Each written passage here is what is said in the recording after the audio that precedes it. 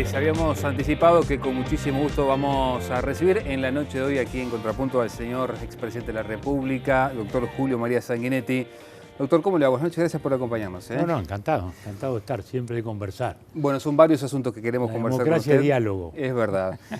A propósito de democracia, doctor, ¿cómo ha visto la declaración y la postura del gobierno uruguayo en torno a lo que ha pasado y está pasando en Brasil?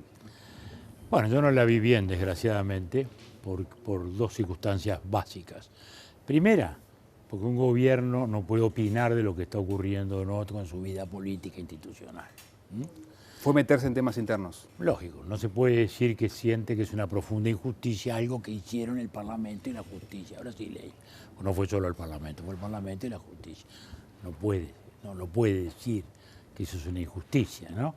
Que diríamos si el gobierno brasileño dijera que es una profunda injusticia que gane el Frente Amplio la elección. Bueno, nos enojaríamos todos, aún los que no lo somos.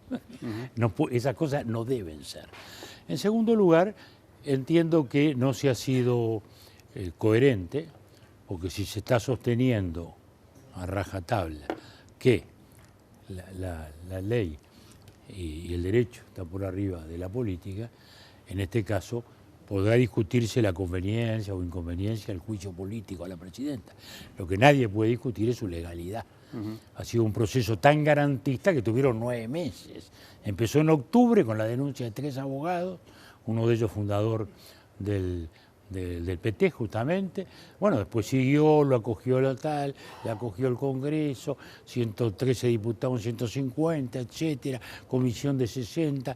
La justicia actuó en todos los casos para asegurar la regularidad formal, de modo que es incuestionable que el tema se resolvió dentro de las instituciones, legalmente, sin ninguna otra interferencia que no fuera la del Congreso y la de la justicia. ¿Qué impacto advierte para el Mercosur, para la región y en particular el efecto sobre Uruguay? Esto, desde ya que no es bueno para nadie. Que los gobiernos caigan no es bueno para nadie. Pero en el caso de Brasil, desgraciadamente, hay un gran telón de fondo. Y que es no solo la crisis económica, que es muy grave, porque los últimos 3 años Brasil ha caído. 4% de caída del PBI el año pasado es demasiado, más para un país de ese tamaño. Y un segundo asunto que ha sido dominante, que es la fenomenal corrupción que se descubrió.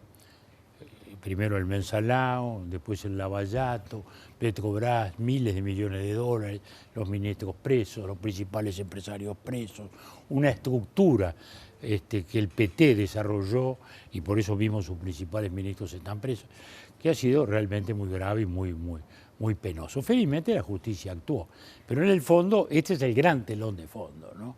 que lleva a esta situación. Si usted me pregunta qué hubiera preferido yo hubiera preferido que también, conforme a la ley, fuera el Tribunal Electoral el que actuara y hubiera anulado la elección, por estimar que había habido fondos de la corrupción en la campaña electoral, que los hubo. Entonces creo que hubiera sido mejor, pero esto es legal, nos guste o no nos guste, y vuelvo a decir, acá no hay inocentes. Sanguinetti, el programa anterior había estado la senadora Constanza Moreira aquí y ella decía, es el peor escenario para Uruguay porque entre otras cosas Serra es un hombre anti-Mercosur y Brasil va a jugar horrible, era el término que ella utilizó para calificar lo que se viene ahora dentro del bloque. ¿Usted conoce a Serra, comparte eso? Bueno, mire, la primera cosa, más horrible lo que está el Mercosur, no encuentro nada. O sea que nunca estuvo peor. Hasta nos hemos estado peleando por quién tenía la presidencia de turno. O sea, el Mercosur está en una crisis profunda, casi terminal, diría yo. Confío en que no, porque creo en la idea estratégica del Mercosur. Pero el Mercosur está en pedazos hoy. Y no es porque ahora venga Serra o porque venga Temer, sino porque ya estaba en pedazos. Está en pedazos por muchas causas. La primera para mí por el pecado original, que es haber introducido a Venezuela. Venezuela no tenía nada que ver con el Mercosur, no solo por estar en el norte, sino porque el Mercosur es básicamente un tratado de libre comercio. Venezuela no tenía ni tiene comercio libre, tiene un comercio administrado. A Uruguay comercialmente no le vino mal que Venezuela estuviese adentro. Yo creo que los negocios que pudo haber hecho el Uruguay con Venezuela, que eran negocios de gobierno a gobierno, se podían haber hecho igual adentro o igual afuera. Se supone que igual adentro o igual afuera. Eso no fue en beneficio. En cambio, Venezuela arrastró al Mercosur a toda una inconsecuencia, porque vuelvo a decir, un mercado de libre comercio con alguien que no tiene libre comercio, no es viable. Luego además tenemos el otro problema. Venezuela tiene una política exterior que no es la del resto del Mercosur y Venezuela hoy nadie lo puede calificar de una democracia válida. No hay principio de separación de poderes, no hay auténtica libertad de prensa, hay una situación totalmente crítica. El Congreso es 2/3 opositor y como consecuencia ni le pagan los sueldos a los diputados. ¿No debió haberle entregado Uruguay la presidencia a Venezuela? Mire, eso no es entregar o no entregar. Yo creo que todos esos términos no se ajustaban. La presidencia del Mercosur terminaba por la operación del tratado y no tenía ni que entregar ni dejar de que entregar. Hubo una práctica en virtud de la cual se hacía una ceremonia innecesaria, a mi juicio, ¿no? Son cosas que se hacen pero que para mí no tienen que ser. Es como ahora cuando dicen reconozco al gobierno de Temer y alguien tiene que reconocer al gobierno de Macri cuando empezó. No, ni reconocer. Algunos países retiraron embajadores de Venezuela. Ni reconocer ni desconocer. Bueno, eso es otra cosa. Eso es otra cosa. Eso es otra cosa. Si ellos desconocen, muy bien, retiran el embajador. Eso sí es desconocer. Pero reconocimiento no necesita nadie, porque las relaciones diplomáticas son algo permanente. Salvo que usted las interrumpe, como lo hizo Bolivia, a mi juicio, con error. ¿Ve un rumbo claro en la política exterior uruguaya? Lo veía porque creo que tanto el ministro como el presidente venían en una línea de abrir la economía, de hacer más tratados de libre comercio, lo han dicho, lo han expresado, lo han reiterado. Esta semana pasada estuvimos con el canciller, compartimos una celebración de los 30 años de la Cámara de Comercio de Uruguay-China. Ahí tuve la ocasión de contar la historia de cómo fue el relacionamiento nuestro con China en su tiempo, la negociación que se hizo en Buenos Aires, etcétera, etcétera. ¿Y por qué utilizó el pasado? ¿Por qué la veía? Bueno, porque ahora ha sido todo esto muy contradictorio, porque esto de Venezuela ha establecido un elemento de contradicción incuestionable, ¿no, verdad? Y me parece que en un sistema en el cual todo hay que resolver por consenso, bueno, debieron buscarse otros consensos, debieron buscarse otros mecanismos y ahora estamos en una situación de impasse en que estamos muy confusos. Y esta declaración, desgraciadamente, a mi juicio, no se encuadra ni con la política que se venía llegando, ni con las tradiciones de principio del país. Bien. Sanguinetti, pasemos a otros temas. En estas horas el presidente Vázquez, en Fraiventos, concretamente en el Consejo de Ministros, habló sobre el tema de las AFAPs a raíz de una serie de reclamos, de gente que se movilizó, que fue con carteles, que incluso le planteó alguna pregunta al presidente allí en el Consejo de Ministros, los cincuentones como se le conoce. Él allí dijo, bueno, este no es un problema de nuestra fuerza política, nosotros estuvimos en contra de este sistema, bueno, hay que reclamarle a otros. Eso es horroroso, ¿no? Eso es horroroso. ¿En qué sentido? Pero el Estado es una continuidad. Los administradores circunstanciales administramos las leyes que existen. Las haya dictado yo, quiere decir que el gobierno del doctor Vázquez solo aplica las leyes que dictó el gobierno del doctor Vázquez. No, fue una expresión infeliz del presidente. Es más, dijo, la gente resolvió aceptar como reprochándole. No, eso es un gravísimo error conceptual en un presidente. Que me disculpe, mi estimado colega. No, un gobierno, el Estado tiene una continuidad. Él va a aplicar todas las leyes que estén vigentes, no solo las que aprobó él. Bueno, uno tiene que aplicar muchas veces en el gobierno leyes que no le gustan. Segunda cosa, en cuanto al asunto en sí, acá es muy claro lo que está pasando. Primero, en este sistema, el sistema está pensado para los 65 años y no para los 60. Entonces, seguro, el que quiere jubilarse a los 60 años está castigado. El que se jubila a los 65, no. Porque el sistema iba hacia allí, va hacia allí y le diría más, debe ir hacia allí. Porque está muy claro que jubilando a los 60 y viviendo hasta los 80, ni este sistema ni ningún otro ¿Se debería extender, dice usted, a 65? Pero no tengo la menor duda. De hecho, se extiende, lo extienden los uruguayos, que se jubilan a esa edad en general. Lo que pasa es que hay algunos que, bueno, quieren jubilarse antes porque van a hacer otra cosa. En todo caso, el sistema nació por una necesidad imperiosa del país. El país iba a la quiebra directamente. La deuda del BPS con el sistema era el 200% del PBI del Uruguay en aquel momento. Se había establecido el aumento automático de las jubilaciones, era impagable, directamente impagable. Sí, los números eran rotundos, quiere decir que había que ir a un cambio. Y entonces se fue a un cambio muy equilibrado. En aquel momento unos nos combatían porque decían que era todavía demasiado estatista, otros que era demasiado privatista. Hoy es un sistema respetado internacionalmente porque fue un punto de equilibrio. ¿Fue un error obligar a la gente a tener que participar del sistema después de ganar determinados montos? Bueno, que no se obligó a todos, se obligó a algunas partes, y yo creo que no fue ningún error. No fue ningún error porque lo beneficiaba y lo sigue beneficiando. De modo que hay aquí una magnificación del tema. Puede haber sido un problema de interpretación, que esa no fue de la ley, sino del gobierno anterior, y que eso se puede corregir. Hay un proyecto del diputado Conrado Rodríguez que lo resuelve. De modo que eso es un problema que está inflado, y vuelvo a decir, el sistema fue el que salvó al BPS y salvó al país y salvó a los trabajadores, porque hoy esos 10.000 millones de dólares que hay ahí, 11.000 millones de dólares, son de los trabajadores, con nombre y apellido.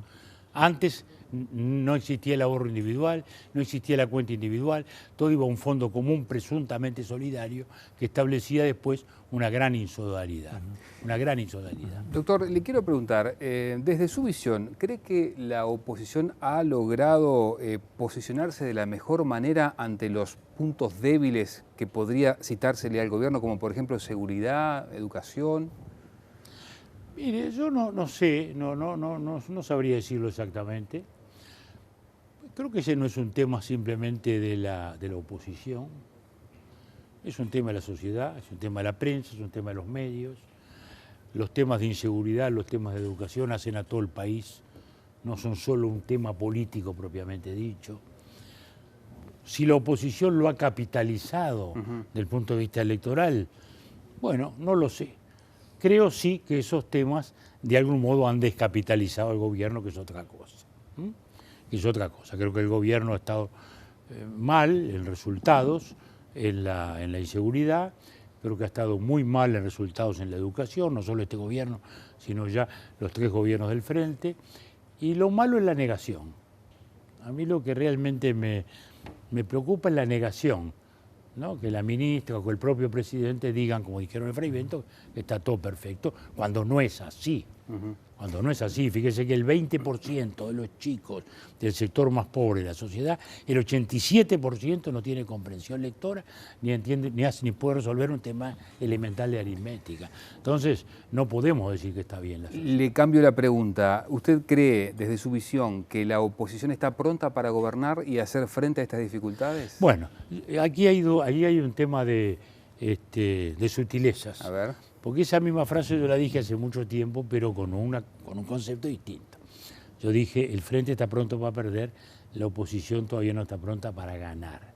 Que es distinto, no está pronta para gobernar. Para gobernar no tengo duda que sí.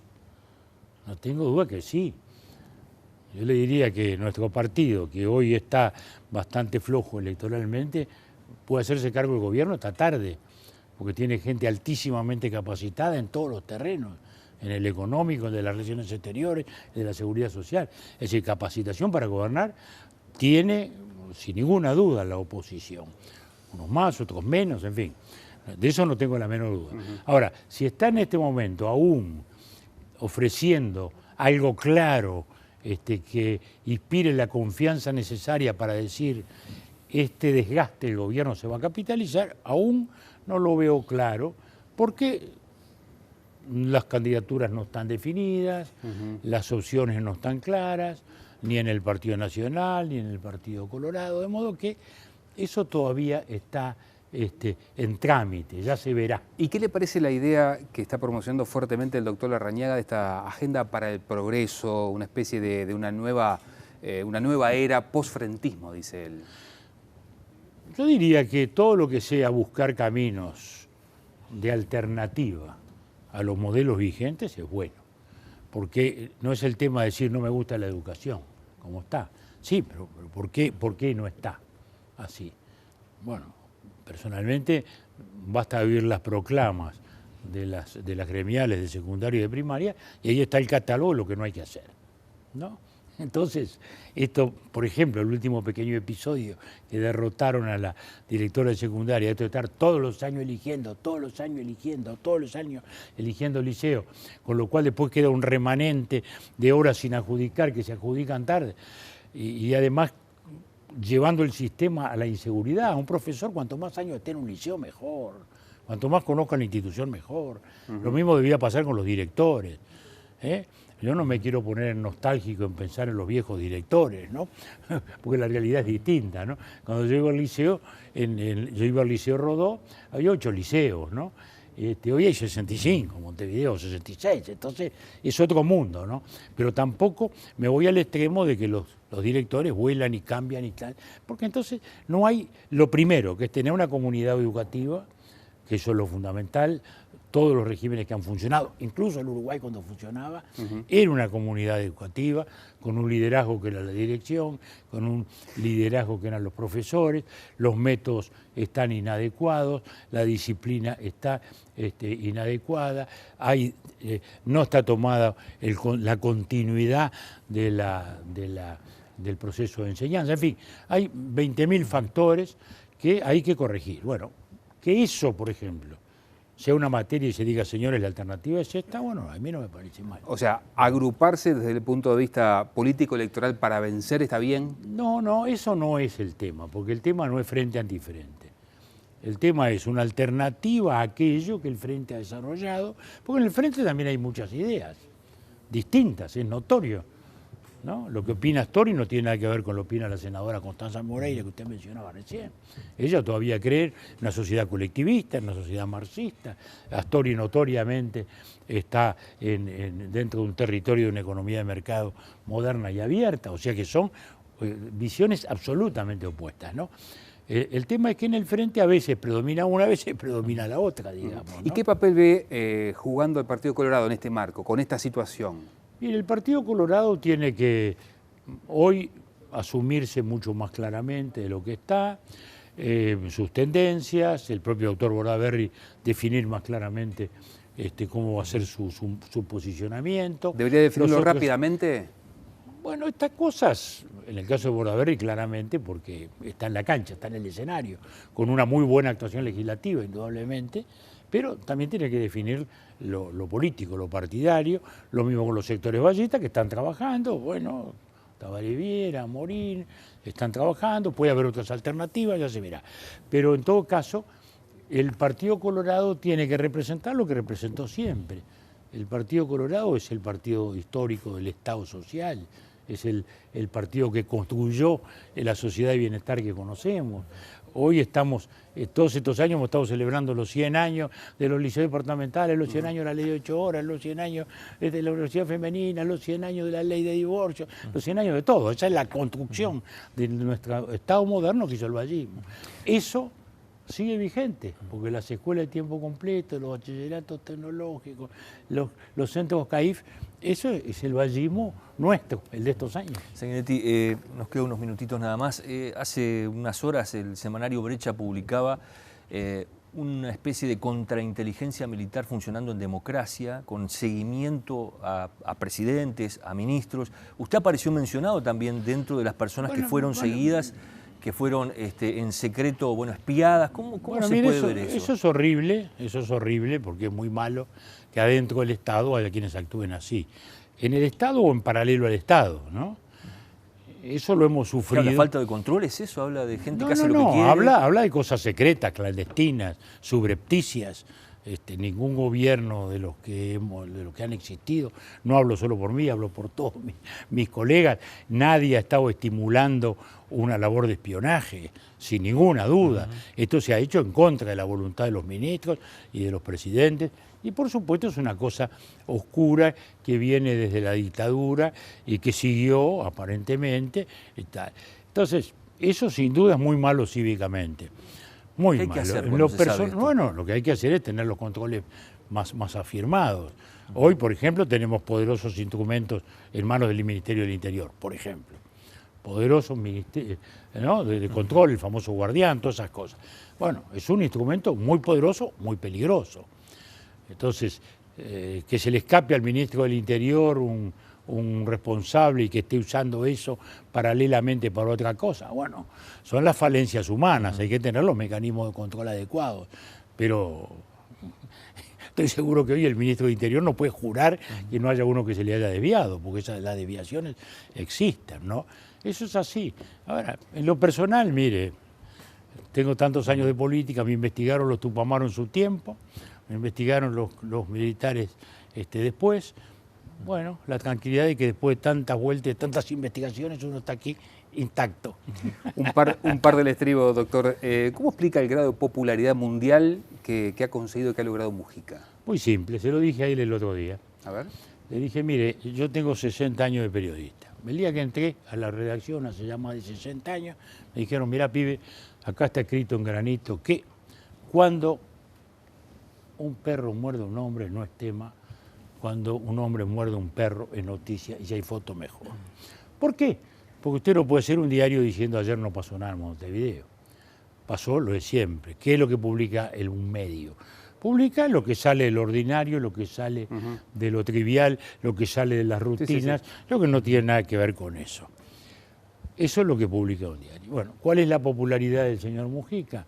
Algo que la prensa ha señalado de un presidente que no se parece a ninguno, ni cómo viste, ni cómo habla, ni cómo actúa. Entonces es un presidente distinto a los de antes, a los de ahora, a los de la mayoría de los países, a los de todos los países. Se lo dije el otro día, no, hablando muy cordialmente, ¿no, verdad? Porque él criticaba un poco a la prensa y yo le digo, pero mi querido colega, digo, si toda su popularidad, ¿quién la hizo? ¿Quién difundió su imagen? Bueno, fue la prensa. Y la prensa porque usted es distinto. Y bueno, porque es distinto y porque es diferente, allí está. Empezó a incursionar en el mundo del Twitter. ¿Por qué? No, poco. No, estos son... ¿Se ha acostumbrado a los 140 caracteres? No, yo no he escrito nada. Ah, ¿no? Pero su cuenta está. La cuenta está, es unos amigos jóvenes que lo ponen para... ¿No la maneja usted? No, yo no manejo. No, levantan artículos, exacto, levantan frases que yo digo para difundirlas. ¿Sigue vibrando más por Peñarol que por la selección? Bueno, eso es histórico, no hay por qué discutirlo. De la selección soy hincha también, obviamente. Ahora, la pasión del fútbol es Peñarol porque además me gusta más, yo soy hincha del fútbol, me gustan mucho más los equipos que las selecciones. Las selecciones en general no juegan muy bien. Miren nomás lo que han jugado estos días, no juegan mejor. Usted ve el Barcelona, es un concierto, ¿no? Ve al Madrid, es un concierto. Bueno, queda un poco mal criticar a Tavares también. Queda un poco mal criticar a Tavares en este país, parece.